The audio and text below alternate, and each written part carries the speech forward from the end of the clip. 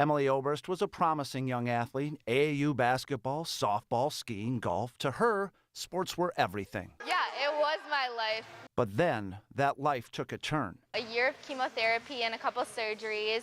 She was diagnosed at the age of 13 with Ewing's sarcoma, a rare form of bone cancer.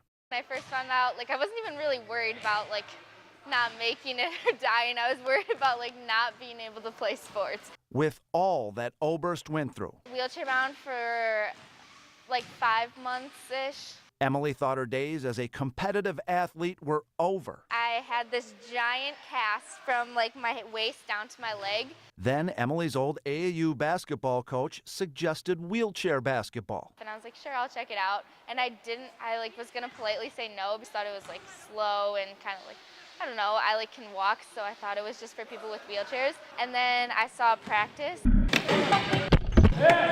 It's a power thing, just being able to push your wheelchair and doing all the things that you usually split between your arms and legs. Emily's coach, Marika Miller, says wheelchair basketball, one of the most challenging things she's ever done. First time I tried, I was able to practice for maybe 10 minutes before my arms were just so sore. I literally couldn't move the whole week.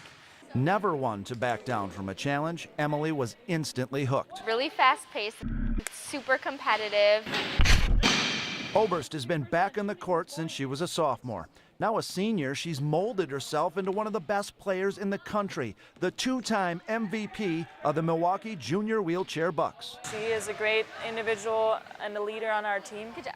Emily says she thrives on the competition and the support of her teammates. I text them almost every day. We have an awesome relationship. Being in wheelchair basketball, you don't really find people like that all the time. You cannot relate on your disability. Oberst just signed to play with the University of Alabama, a full-ride scholarship with the four-time national champions and the same pressure to perform as any Division I student athlete. Colleges having a sport for kids with wheelchairs is really awesome too, because most people don't get that option if they have a disability. Cancer-free for 3 years now, Emily Oberst can walk again. She'll never play competitive able-bodied basketball, but says she won't miss it. The same amount of teamwork, the same amount of friends you make, it's pretty much the same thing, just have a different pair of shoes.